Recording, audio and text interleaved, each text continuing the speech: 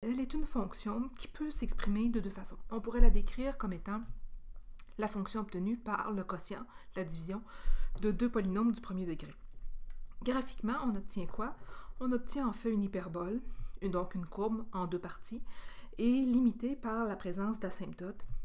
Dans le dessin, elles sont représentées donc dans le graphique par des droites verticales et horizontales que j'ai placées vertes en pointillés. X égale H, Y égale K. Vous remarquez également le point de rencontre des asymptotes.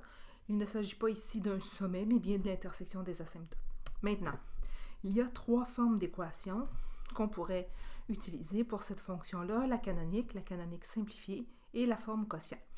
On va préférer la canonique simplifiée, bien entendu, mais dans la canonique simple, vous avez la présence des quatre paramètres et dans la quotient, les deux polynômes qui nous permettent d'obtenir cette règle-là.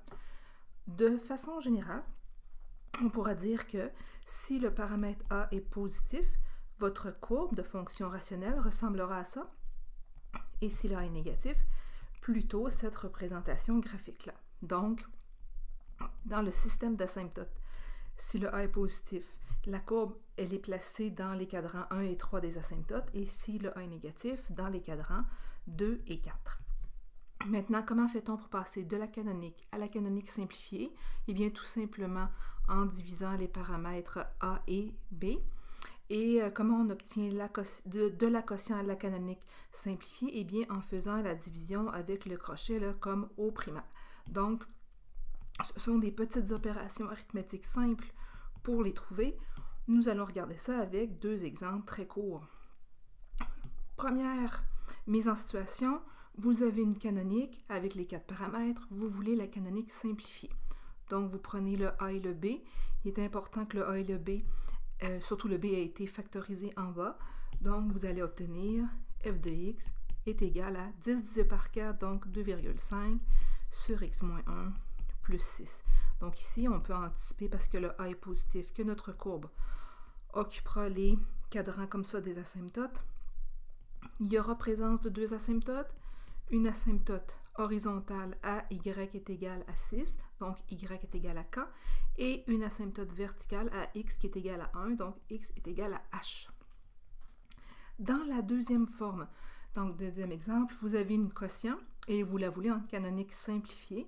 Comme je l'indiquais il y a quelques instants, on va utiliser l'algorithme de division que vous utilisiez au primaire. Pour faire ça, il est impératif que les termes en x soient placés devant dans votre expression. Vous allez donc trouver le multiplicateur ici qui va nous permettre d'obtenir la même chose que pour l'autre polynôme. Alors, 18 fois x donne 18x et 18 fois 8 va donner ici 64, laissez-moi calculer, donc 4, 6, 14, 144. Parfois, un petit calcul à la main, ça peut être pratique. Ensuite, vous allez faire la soustraction de vos deux termes et lors de votre soustraction, les termes en x vont s'annuler.